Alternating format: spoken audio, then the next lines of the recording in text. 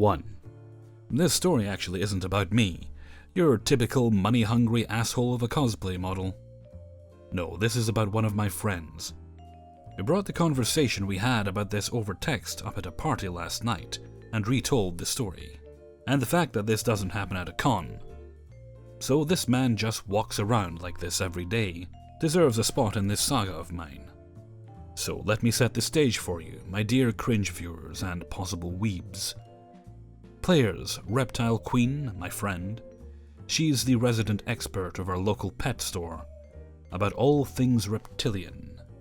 Absolutely loves her job, and has definitely never experienced a true neckbeard weeb before.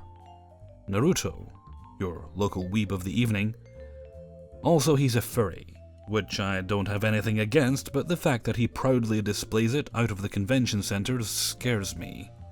Keeper of all animals, Reptile Queen's boss. Setting.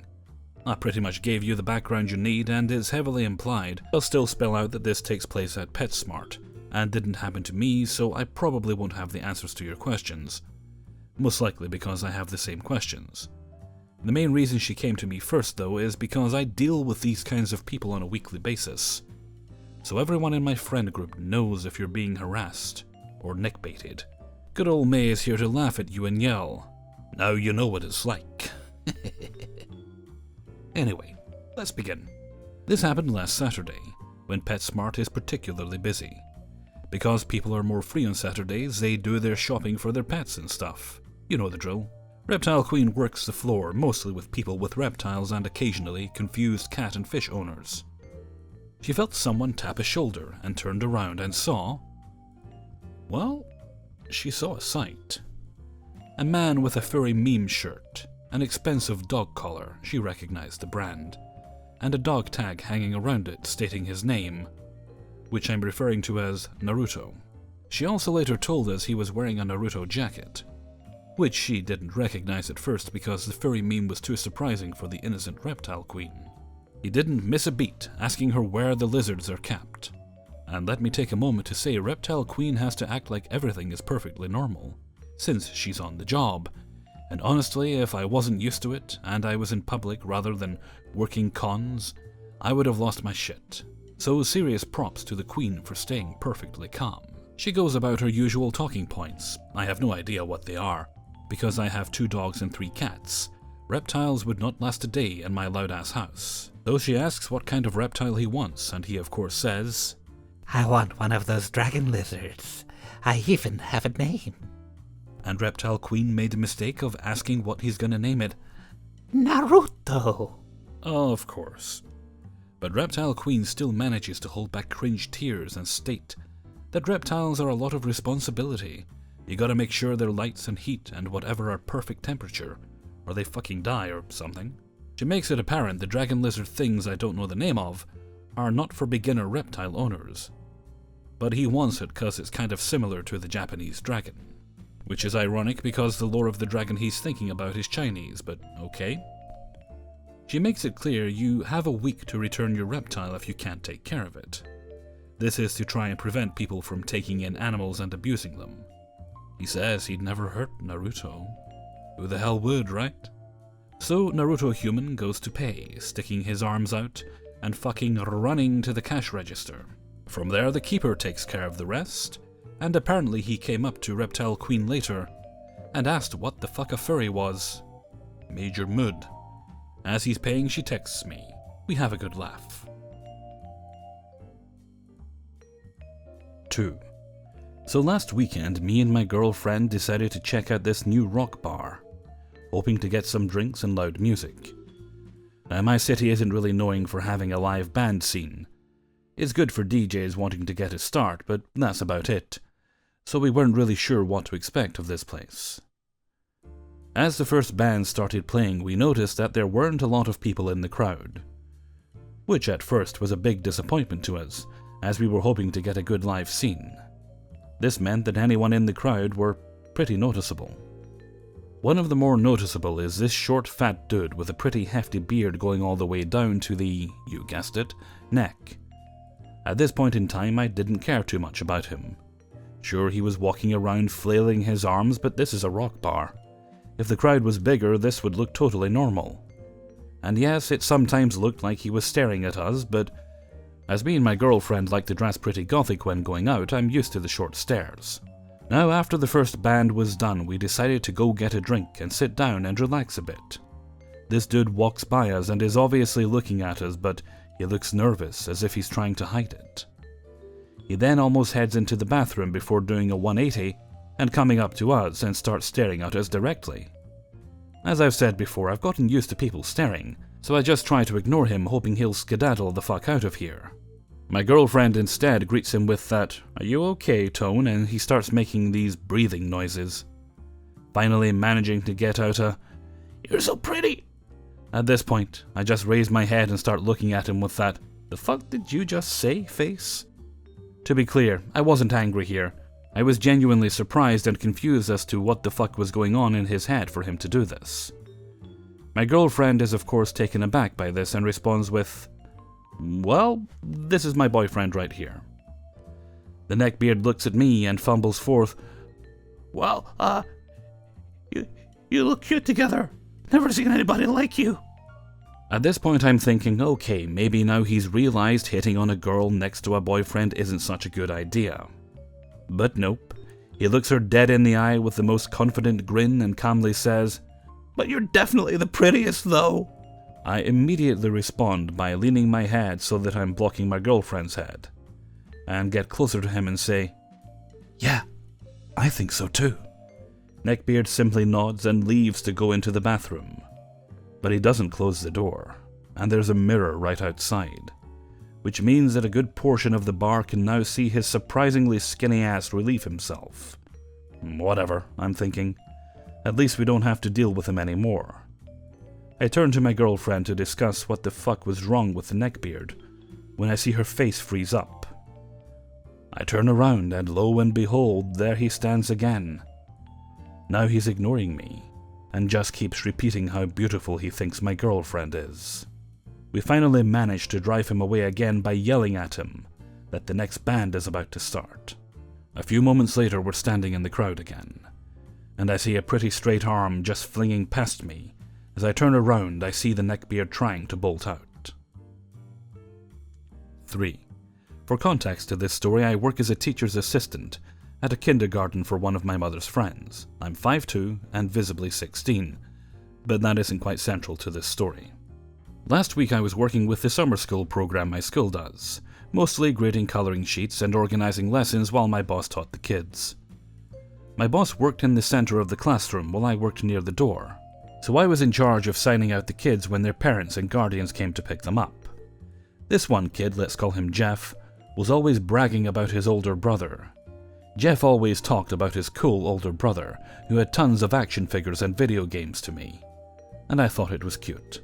Jeff's parents called my boss to tell her that his brother would be picking him up that day, so she came and gave me the rundown on what was happening. To avoid people who aren't the parents or authorized people picking the child up, we have a special word each parent gives us, like a password, that anyone who isn't them has to tell us.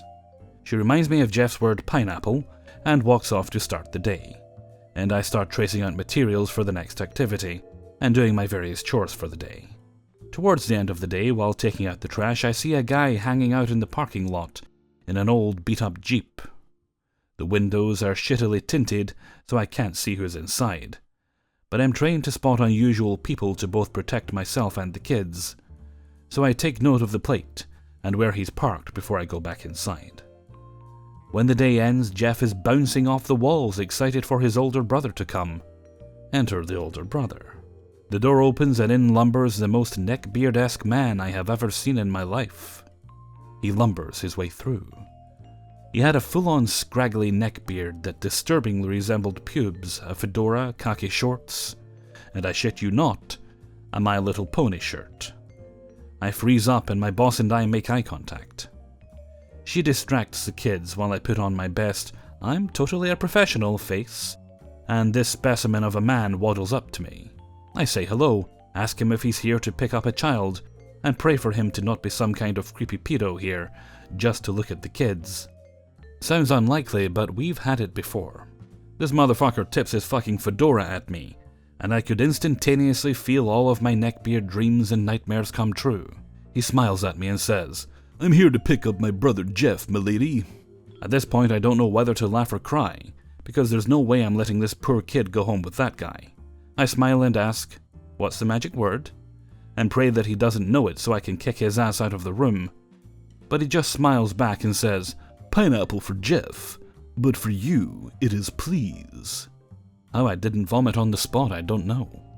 I hand Ponybeard the sign-out sheet and he signs for Jeff, and before I can go to get Jeff, Ponybeard grabs my hand when I take the clipboard back and looks at me with the most disgusting sincerity I've ever seen, and says, "Milady shouldn't have to work. A woman of your fine caliber should be at home being treated like a queen." I withdraw my hand as quickly as I can and thank him through gritty teeth, before I stand up and get Jeff, who runs into his arms like he's Jesus incarnate. Now this is the point where most people just take their child and leave, but not Ponybeard. He sits, still holding Jeff, on the edge of the table I'm working on, and I try my best to ignore him. He asks me if I play video games, and Jeff blurts out that I play Fallout and Pokemon, and at this point I'm ready to bash my head straight into the table. Ponybeard's eyes light up and I could feel my soul start to leave my body as he asks me if I like anime. I politely say no and he says, "Such a shame. But I bet a fine specimen such as yourself enjoys other finer things." At this point I'm almost certain my eye is twitching from anger, but I hold it in. Ponybeard asks for my phone number, but I tell him it would be unprofessional for me to give it out. But he keeps asking and asking. My boss, ever the angel, swoops in to save me, telling Ponybeard that I have a lot of tasks to complete, and he's disrupting the class, politely asking for him to leave. Ponybeard does a complete 180, and I can only assume in his head he was doing some sort of Naruto shit, as he snaps at my boss. "I'm just being nice to her. There's nothing wrong with what I'm doing." My boss politely asks him again, and he stands up off the table, practically drops Jeff, and grabs my hand again and tugs me up, yelling something about how I don't mind and she was just trying to keep me away from him or some shit. Now keep in mind that I'm obviously underage, and this man was at least 18, the minimum age for picking up a child. But by my estimates he was at least 20. My boss, a badass weightlifting marathon runner of a woman, rips his arm off me before calmly telling me to get the campus security guard. My school is in a rough part of town, and I sprint to the office, the guard coming back to the class with me, and forcibly ejects Ponybeard. Reed practically shoves him out of the classroom, all while poor Jeff is still there. My boss called Jeff's parents to tell them that Ponybeard was no longer allowed to pick Jeff up. I got the next few days off, and the guard is now doing rounds around the campus more. But this definitely solidified my hatred for neckbeards, even further than it already was. 4. Okay, so I'm 15, and about to go into my sophomore year of high school. I met this neckbeard at the beginning of August of my freshman year while I was walking home with my friend, who we'll call C. He is the other neckbeard I hung around that year. The neckbeard I'm talking about we'll call A, and of course, I'm E. Before freshman year, I was a really unfriendly person. I was cold and antisocial, constantly anxious as well.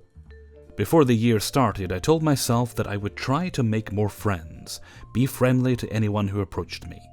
So C was walking me home, because he often insisted on doing that and I didn't live too far from the school. Suddenly A comes up, starts walking next to us. I assumed he was one of C's friends and happily introduced myself as we continued walking, holding out my hand for him to shake. He shook my hand, said he wasn't expecting that, and said he didn't normally Like peppy people. He had the typical neckbeard look, greasy hair, scraggly beard, 6'4", and extremely overweight. I was intimidated by this later on, due to him constantly threatening people and asking me for hugs, because I'm a rather timid 130-pound, 5'3" girl. Over time he started hanging around me more and more, and he had his 18th birthday. He complained about his parents kicking him out. I told him he should get a job and/or find a friend to stay with. He continued to bitch and moan and said he couldn't get a job because of his GPA. I told him he shouldn't have let his grades slip, but that I would be willing to help him. He insisted on talking to me, all the time. I was constantly surrounded by my friend group in the morning and never had alone time. But he just made it so much worse, because honestly he was insufferable. He bragged about the girls he had slept with, fights he had gotten into, and one that I am 99% sure hadn't happened, how smart he was, etc. I didn't like that, but at the time I wasn't sure of how to express it. One day my friend M bursts into the comments, tells me that A has a crush on me. I asked him how he knew. He said that A had mentioned having a crush on a little blonde that he walks home every day. I panicked because he was obviously talking about me. Thankfully M and my other friend came in for me, informed me about his other BS and shit he had gotten into, lies he had told, and helped me avoid him. Were always around when he was around. L and A hated each other, and kind of had a rivalry thing going on since L had a crush on me at the time too. L was understanding because he knew that I had been crushing on the same guy, we'll call him BLB, since the first day of school that year. Thankfully, A moved away in December. I thought it was over. Apparently, I was wrong. I'm an aspiring author, and I have some sleeping issues, so I'm often up late at night and early in the morning. I also join advice groups on Kick, and admin a few as a hobby so I can help out other people who join them when they need it. So a stranger messaging me asking for advice is nothing out of the blue. Most of them are for the chats I'm in. They tell me about their problem, I give them advice, and wish them well. We say our goodbyes and go our separate ways. And then I get a message from this guy past 4 AM a few weeks ago. I assume he's simply in a different time zone. He has a Rick and Morty profile picture, a PlayerUnknown Battlegrounds profile picture, and then the username was something about PlayerUnknown Battlegrounds incorporated with a 420 and 69. Edgy. He asks for advice about a girl he went to school with, and who he thought he had annoyed the whole year but was in love with. I didn't put two and two together, and gave him the basic run-of-the-mill advice: just talk to her and be a little nicer, work on your confidence and yourself. You have the whole summer break to do it. And then he lets slip that I know him somehow, and that he doesn't want me to find out who he is. He covers it up by saying one of my online friends, who is also friends with him, recommended me to him with advice. I don't believe him. He continues contacting me for days after that, making small talk and throwing occasional pickup lines, asking me questions about myself. My dumbass doesn't put two and two together. I figure I'll make a new friend, which is nice. I tell my best friend, who lives a couple towns away, we'll call him D. He messages him and convinces him to tell me who he is, after getting some info out of him about who he is. He said he was about to be a junior, he played soccer, went to my school, liked PlayerUnknown Battlegrounds and Rick and Morty, and was in drama. My crush is in and likes all those things, but that seemed too good to be true, and my crush, BLB, purposely uses dreadful grammar to agitate me. Lee, who was the boy messaging me, or so his kick name said, had impeccable grammar. So Lee texts me a few moments after his conversation with D, and even though I don't have the screenshots or convo due to me deleting them after sharing them with D, I can basically recall what he said. More or less, it was something along the lines of, "I really like you, and I know you can like me too if I try, even though I'm not BLB. I was pretending to be that stupid dickwad in hopes that you would give me a chance. But it seems like you aren't falling for it. I can treat you better than he can, though, so please give me a chance." By the way, I never told him about BLB, so that was creepy. Never gave him my kick either. I told him that, of course, I would never give him a chance, especially about that shit. And he said that he would just log out of that account and never talk to me again. D and I were shocked. I told Al he wasn't shocked, just tired. I couldn't believe it. Hopefully I never talk to him again. Thanks for listening. Love y'all. 5. Okay, so this is the only story I know about the man-child, known as Bowlerbeard, 18, politics student, who, being the classy gentleman type, substituted the libertarian fedora for the bowler hat of a true English gentleman. Frankly, the story is worth it just to describe this guy. Instead of the lay-edgy atheist, Ayn Rand wannabe we see so much of, Bowlerbeard was a traditional English conservative in the most unbearable of fashions. His patrician edginess came from his deep-seated love for the monarchy, the Anglican religion, and the strong guiding hand of Parliament. I'm pretty sure the guy straight up worshipped Nigel Farage. Given that he studied in what is probably the most bohemian, artsy, and liberal student towns in our fair isle, this made him, in his eyes, an edgy, out-there radical, and he made sure everyone knew it. As a true English gentleman, he obviously presented himself as such, wearing that most gentlemanly of attire, a bowler hat he probably paid way too much for on Amazon, that he wore almost everywhere. Complemented in true English fashion with a graphic t-shirt, baggy jeans, and running shoes, and frequently sporting possibly the fluffiest neck beard I have ever seen. Now, the guy was not as outwardly socially inept as most neckbeards are, and at least didn't stink out a room. I knew him originally from the Tabletop Gaming Society, which was about 50% neckbeards and 50% really cool people. And though I only ever saw him with one friend, a guy with the most severe case of incel chin I have ever seen, he even managed to score himself a girlfriend. The third character in our story, who I'll just call R.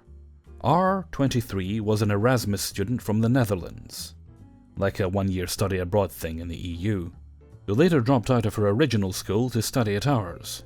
She was very sweet and actually quite pretty. Her English was quite good, but she was stuck with an unflattering Rotterdam accent that made her a little shy. And she had a name that's mostly unpronounceable for us English folks, and a mouthful even for Dutch people. Because of this, she went by a nickname that, even more unfortunately, in English sounds like a word that is a synonym for very smelly. So yeah, she was a little insecure about it, but mostly dealt with it like a champ. I knew her from a few different places, including Tabletop, but not especially well. Anne had a bit of a thing for her, but decided not to pursue it, since I didn't think she'd be interested in someone that much younger than her. I am a year older than Bowlerbeard, but lo and behold, at some point, much to my bemusement, she and Bowlerbeard started dating. Now this lasted a surprising amount of time, though the reason why makes more sense later. And me and R actually became fairly good friends towards the time when Bowlerbeard's neckbeardiness really began to shine. He and R went to visit her parents in the Netherlands. Now, pretty much anyone who knew R knew that she was a family-oriented person who absolutely adored her nieces and nephews, and their visit coincided with the birth of her third nibling, who'd had a difficult birth and was in very poor health, leaving everyone, R included, very fragile. This is where his fuck-up comes. Upon meeting the baby with R, someone asks if the parents had a name in mind, to which they responded, Wessel. Now, I'll admit, it's a sorta silly-sounding name in English, but to Bowlerbeard, this was hilarious. He broke out in laughter, and would not stop until sharply elbowed. Now, this is a mistake that a normal person could make, sure, but any normal person would realize that bursting out in laughter at the name of a potentially fatally ill baby in front of its parents, right next to your girlfriend who you know is A, very attached to her family, and has been excitedly telling everyone about the impending birth of her nephew, and B, more than a bit self-conscious about how her own name and accent sounds in English, is a massive, colossal fuck-up of insanely awkward proportions. Bowlerbeard didn't. Cue a lot of fights, and they quite rightly broke up. At this point, me and R become fairly close, and I was the first to learn of Bowlerbeard's fuckery. After their rather slow and agonizing breakup, Bowlerbeard somehow managed to convince himself that he was a victim of R, and that she had wronged him by refusing to give him the closure he so clearly deserved, as he hounded her incessantly for constant discussions about their relationship. Fast forward a week or so, and both R and Bowlerbeard are at their one mutual social event, Tabletop. As was tradition, every session started with a game of werewolves. Basically the game Mafia, if you don't know it. All that matters is everyone has to sit in a big circle, and one person leads the game from the center. The person usually running it couldn't do it, and left R in charge of leading the game. R does her job, with Bowlerbeard and Incel Chin in the game. Until at some point she hears people sniggering behind her, very obviously making fun of her accent. Not knowing who it is, she spins around, kindly asking them if they can shut the fuck up. Lo and behold, it's Bowlerbeard laughing and pointing at her behind her back, like a true English gentleman. Upon being spotted, his face turns from amusement to doing his best attempt at looking dignified yet hurt. He then gets up, throwing his chair behind him in what I'm sure he thought was a display of masculine energy, and storms out of the room.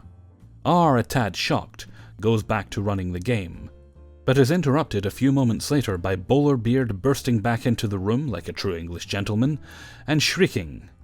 And yes, I mean shrieking in front of a room of about 30 to 35 other people. Why can't you just say sorry? Sorry for what? I honestly have no idea.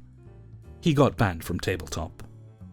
After I went with R to pick up the remainder of our stuff from his house, we barely heard from him again, mostly because the university threatened to take disciplinary action if he kept harassing her.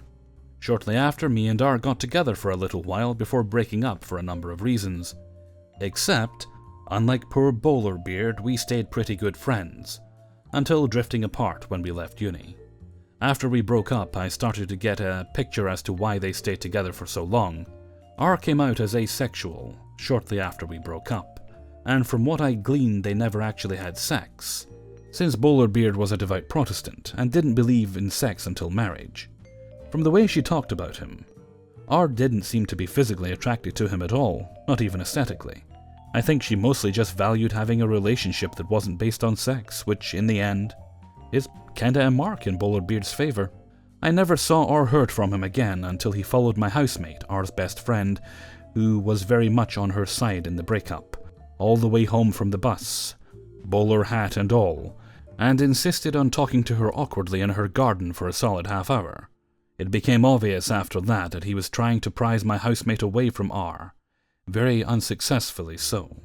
Though I'm sure there are more, these are the only Bowlerbeard stories I know, onlooker as I am, and while he doesn't fit the usual Neckbeard stereotype, his childish ignorance of his own awkwardness and his bowler hat make him a real gem in my eyes. Hey everybody, Hellfreezer here, and thank you very much for listening to Neckbeards in the Wild, number 8. And thank you very much to everybody who allowed me to use their stories in this video. It is still a melty and weary Hellfreezer that meets you today, but I'll be sticking the fan on in a minute, so that should take care of that. And as it's a weekend, I'll be keeping the outro pretty short. So, hope you have a good one. Hope you have lots of nice sunshiny weather so you can get out and enjoy it.